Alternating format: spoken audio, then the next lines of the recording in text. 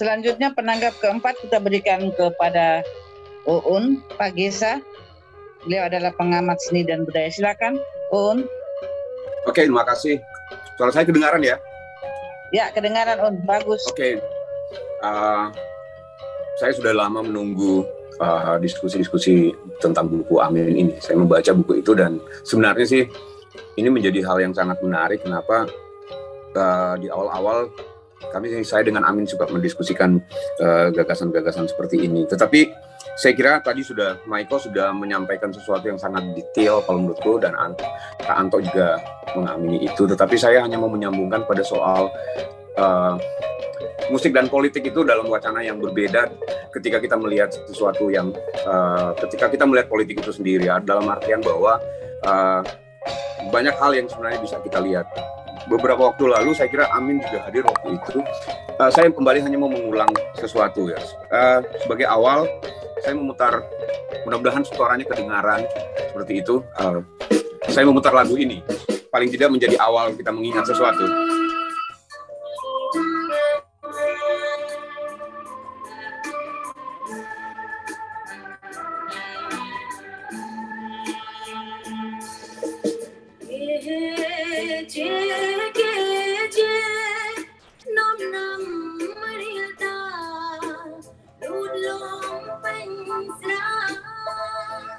Oke, saya memulai diskusi ini dari satu komposisi musik yang dibuat tahun 1940-an oleh Muhammad Arif, yang judulnya Genjer-Genjer.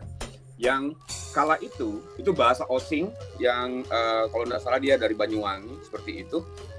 Tahun 40-an musik ini diciptakan. Isi musik ini sebenarnya soal kelaparan masyarakat di sekitar Banyuwangi ketika Jepang terjadi. Tahun 60-an seperti itu, ketika 1955 PKI kemudian berkembang besar dan menjadikan lagu ini sebagai bagian dari propaganda mereka. Celakanya, lagu yang awalnya nggak ada hubungan dengan Partai Komunis Indonesia itu kemudian menyebabkan penciptanya Muhammad Arif itu dibunuh karena dianggap berafiliasi dengan PKI saat itu, dibunuh oleh Orde Baru. Nah, ini yang menjadi hal yang sangat menarik. Bagaimana saya agak sedikit membuat korelasi yang ekstrim bahwa musik itu politik, seperti itu. Jadi saya memulai dari sesuatu yang sangat ekstrim. Tadi saya memutar justru lagu itu dinyanyikan dalam bahasa Kamboja, dinyanyikan oleh sebuah grup musik di Los Angeles namanya Dengue Fever. Mereka itu menganut pop, Cambodian pop psychedelic gitu loh. Jadi mereka grup rock psychedelic yang kemudian menjadikan pop Kamboja sebagai bagian darinya. Jadi ada semacam akulturasi proses itu. Nah, saya mau mengawali dari situ bahwa musik berkonsekuensi politik, dan politik menggunakan musik sebagai bagian dari kenyataan dirinya, representasi dirinya saat itu, bagaimana dia merepresentasi dirinya. Nah, Amin juga tadi sudah menjelaskan dengan bagus sebenarnya bagaimana musik itu direpresentasi kembali sebagai bagian dari tubuh kekuasaan atau bentuk atau manifestasi dari kekuasaan. Amin tadi sempat bilang soal Lekra dan Manikebu, lalu kemudian Kakula tidak menjadi bagian darinya. Ada kemungkinan, tetapi kebetulan saya dengan teman-teman di Hasan Basran Institute sudah cukup lama mengamati ini.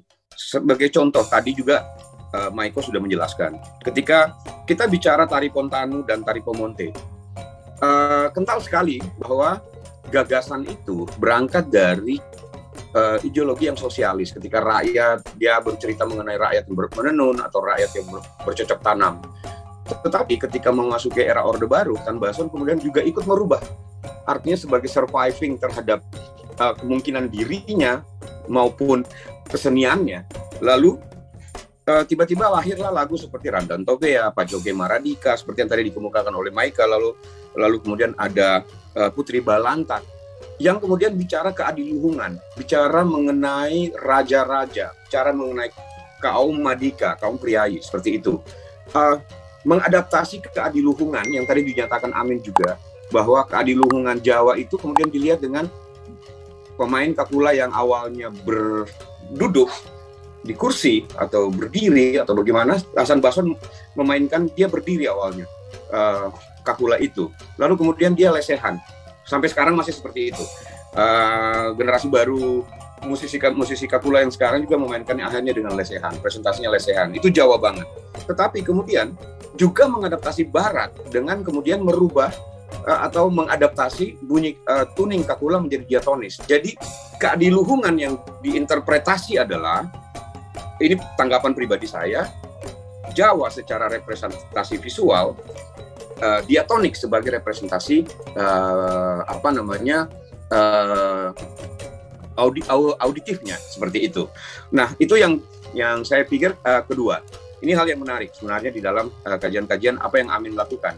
Lalu saya support, ini menarik sekali, Amin kemudian mampu menempatkan dirinya di dalam sebuah periodisasi sejarah mengenai musik di, paling tidak di Sulawesi Tengah. Saya malah berpikir bahwa akhirnya Maiko mengamini bahwa Amin kemudian, saya juga mengamini itu, dan Amin memang telah berada di dalam sebuah periodisasi musik, khususnya musik gong di Asia Pasifik. Nah, itu yang kalau menurut saya pencapaian yang saya cukup salut dan sangat salut kepada Amin.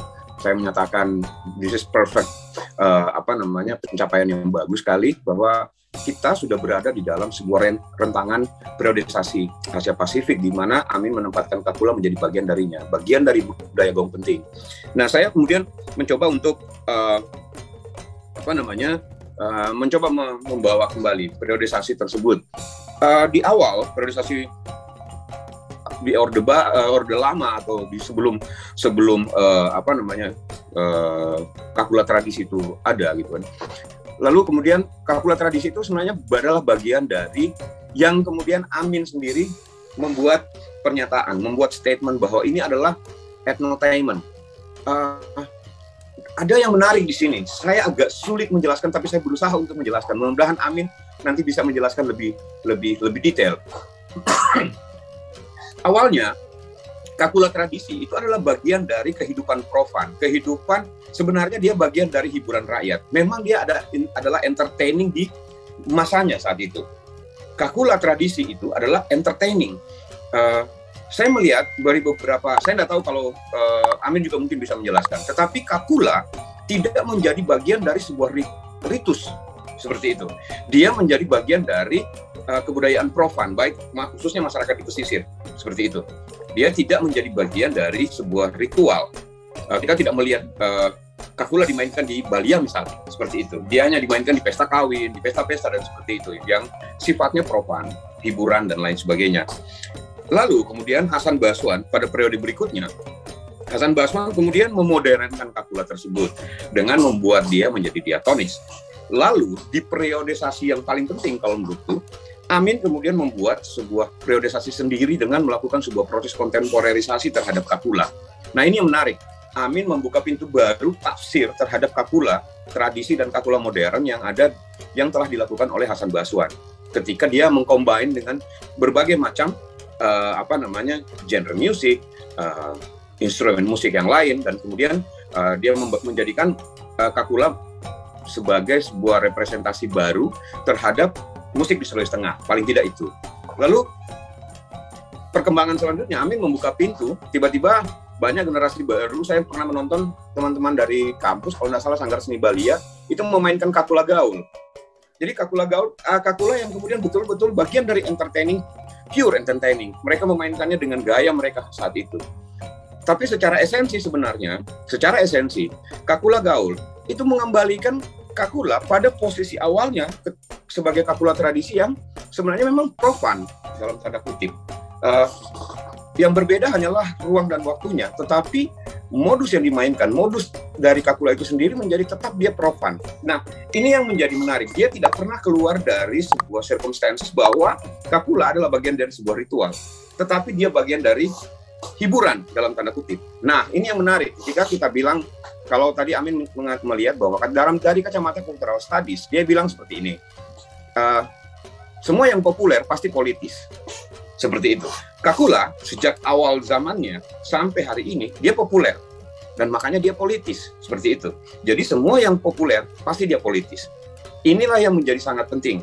Kenapa Hasan Baswan kemudian melakukan banyak sekali semacam karya-karya yang kemudian diseruakan di ruang publik di masa dia dan kemudian sampai hari ini masih bisa bertahan karena kepopulerannya tersebut.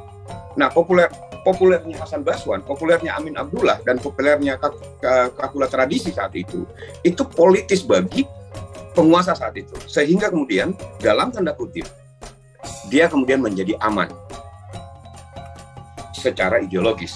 Sehingga kemudian dia bisa bertahan. Berbeda dengan Genjer-Genjer yang diciptakan oleh Muhammad Arif, yang kemudian bukan hanya terbunuh secara musik, secara komposisi, secara lagu, dan sampai sekarang dia masih menjadi momok ketika diputar seperti itu. Tetapi dia juga terbunuh secara fisikal. Muhammad Arif terbunuh seperti itu, dan dibunuh memang hanya karena afiliasi-afiliasi yang dimainkan, dan dia tidak terafiliasi kepada PKI, tetapi karena lagunya dipakai oleh PKI sebagai bagian dari propaganda, dia harus menanggung akibat itu. Ini yang kalau menurut saya ini paradoks begitu. Ketika kita melihat musik sebagai, kadang-kadang ada musik yang justru ketika dia diambil oleh pemerintah dia survive gitu. Tetapi ini yang menarik yang Amin kemukakan di awal tadi, bahwa Kakula survive di semua periodisasi sejarah, di semua periodisasi kekuasaan, minimal Orde Lama, Orde Baru, Orde Reformasi, dan orde-orde akan datang nantinya. Nah, ini yang kalau menurutku menarik untuk dikaji, sehingga kemudian posisi posisi Kakula sebagai bagian dari kalau menurutku dia bagian dari sesuatu yang penting di dalam sebuah posisi-posisi kekuasaan itu, karena Kakula tidak hanya membuat sebuah komposisi musik dan lain sebagainya, tetapi ada yang menarik di sini, bahwa Kakula mampu meredam ideologi apapun yang terjadi pada kekuasaan saat itu. Orde Lama, Orde Baru, dan Orde Reformasi. Malah kemudian Orde Reformasi mungkin akan lebih maju lagi. Nah, ini yang kemudian penting. Saya kira kita diskusikan ke depan. Saya kira itu yang mungkin saya bisa kemukakan, dan paling tidak saya mengucapkan selamatlah kepada Amin. Buku ini sangat menginspirasi, dan terima kasih telah memberikan kepada kami semua sebuah pencerahan, sebuah literasi yang penting terhadap musik tradisi khususnya Kakula. Terima kasih, saya kira itu yang bisa saya sampaikan. Terima kasih. Assalamualaikum warahmatullahi wabarakatuh.